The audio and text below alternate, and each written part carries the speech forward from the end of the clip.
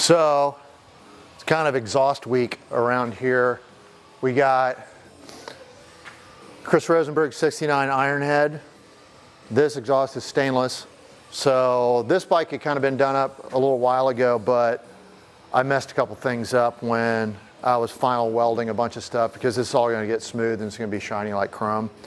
So I had to redo this whole section of pipe up here. So it's used to be finished welded the mounting bolt and spaced, and it's kind of ready. Then our buddy Drew's going to come up and help get some of the drivetrain issues we got going with the clutch figured out. He made a shim for it, but so we got this exhaust style, and this is the Death Machine remodel. So the other pipes were super cookie cutter, like stock shotguns. One came down here and did that weird bend that I hate up here in front of the nose cone and came down low, and the back one just came out, but they were way off the frame. And the idea with this bike is to kind of take a super solid foundation that was one of our very first show bikes and bring it kind of up to speed with how we do everything now.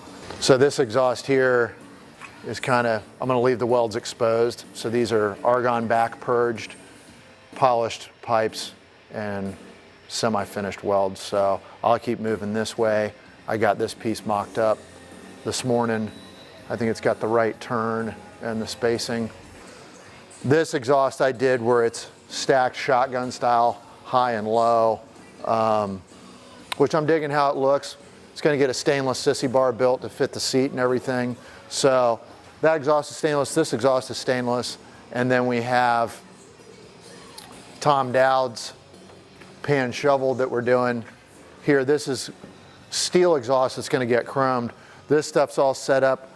We really wanted to do the squish pipe under the motor. Tom's a big fan of it, and so am I. I like the front swoop exhaust. With this being a shovel frame, it doesn't have the square boxed out front tube on the frame.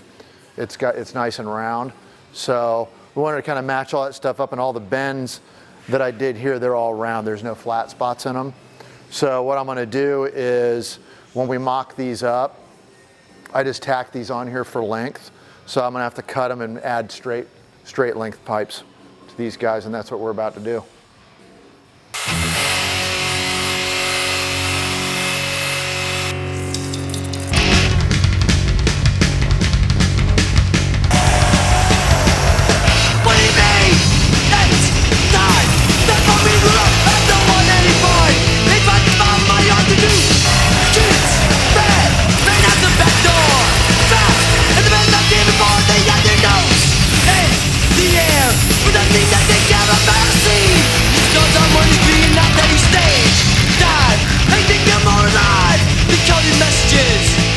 Go ahead and throw a couple tacks in it, and then we'll double check the fitment.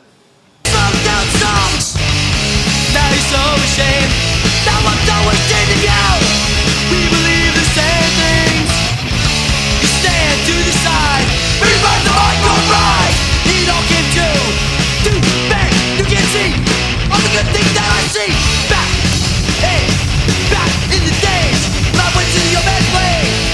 Didn't seem like wasted days. Now we get a nice straight bend in here instead of this one that was kinked. If you roll it on this Certiflat table, you got to be perfect. So now we have no kink. Hopefully the bends and all are still proportionate.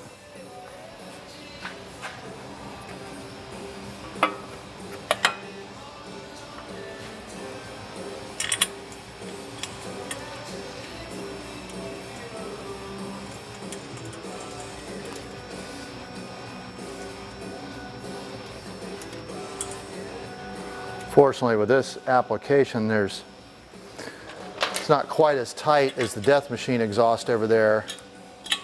So if this was to be off just a little bit in how that kicked it one way or the other, it kind of, you can manipulate it a little bit, but so that's what we're looking for there. Nice and straight. When you look at it from the back, it should flow right with the bike. The bike needs to be re-leveled. So whenever I do the fabrication on a bike like this, so say it needs to be re-leveled. If you look at it from the back and you're trying to eyeball how it all looks, you need to level your motorcycle at least side to side, and that way when you do finally get it level, everything's not all out of whack.